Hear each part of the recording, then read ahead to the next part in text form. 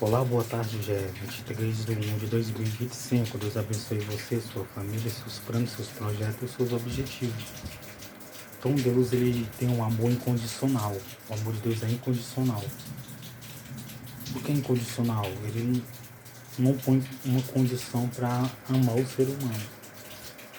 Ele não ama o ser humano por causa daquilo que o ser humano faz ou deixa de fazer, por causa daquilo que o ser humano é, ou por causa daquilo que não é. Deus é o amor incondicional. Esse amor incondicional é porque ele quer salvar o ser humano. Ele salva o ser humano, ele tem um amor incondicional.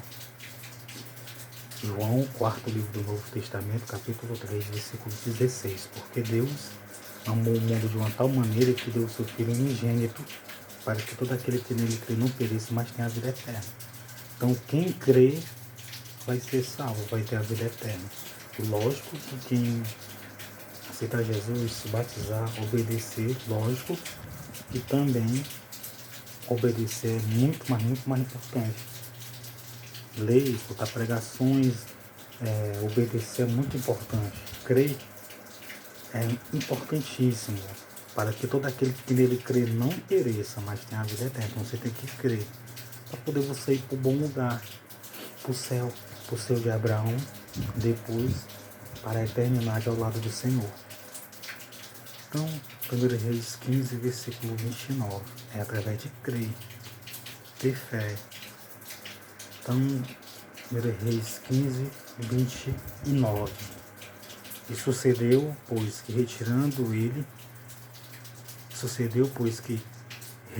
ele, feriu a casa de Jeroboão, nada de Jeroboão deixou que tivesse fôlego. Esse Nadab, o homem se levantou e destruiu todos da família da casa de Jeroboão. Não deixou nada que tivesse fôlego. Até o destruir, conforme a palavra do Senhor que dissera pelo ministério de seus servos Aias, o Silonita. Sabe por quê? Porque Jeroboão, ele praticou a idolatria e a abominação, a desobediência, ainda fez o povo praticar a idolatria e a abominação. Porque ele fez 2 bezerros de ouro e o povo deixou de ir para o templo, começou a prestar culto aos 2 bezerros de ouro. Por causa disso. Deus fez assim na vida dele. Naquele tempo Deus ele tratava assim, Deus ele agia assim com o ser humano. Hoje Deus ele tem a benignidade, a longanimidade, a paciência. A benignidade é o bem que ele tem, o amor que ele tem por nós, a misericórdia, ele tem compaixão de nós, ele se coloca no nosso lugar. Então ele dá tempo para que o ser humano se arrependa dos pecados. Deus ele faz assim. Então, através de crer e de nós, lógico, se arrepender, se tivermos cometido algum mal, alguma coisa que desagrada ao Senhor, é muito bom. 1 Reis 15, versículo 30.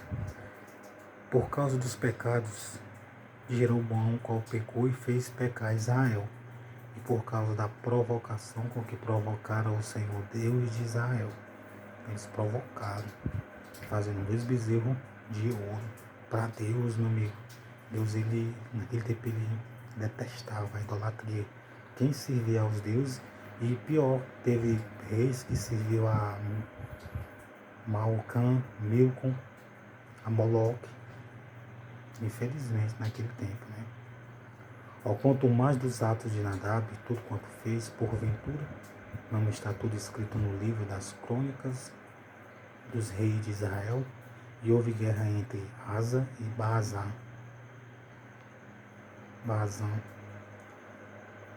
rei de Israel. Todos os dias houve guerra entre eles, esses 2 reis. Por quê? Porque não queria estar de acordo, não queria obedecer. No caso, Baazã estava falhando, Asa estava fazendo o que era bom e reto aos olhos do Senhor.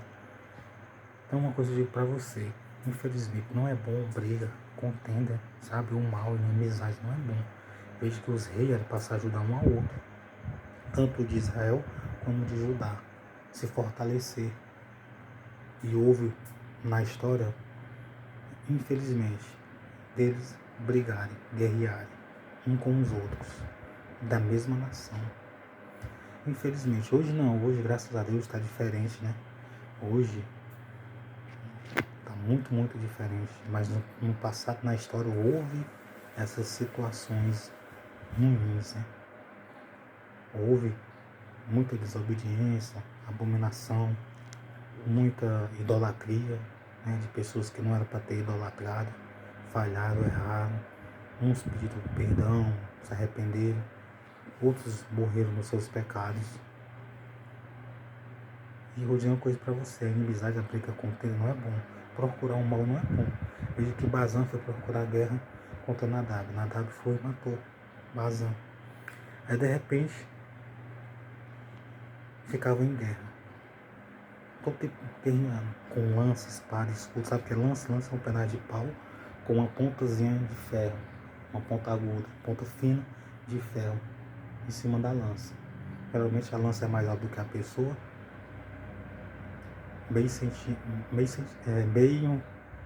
Meio metro ou 1 metro mais alto do que o ser humano. As lanças sempre eram feitas assim.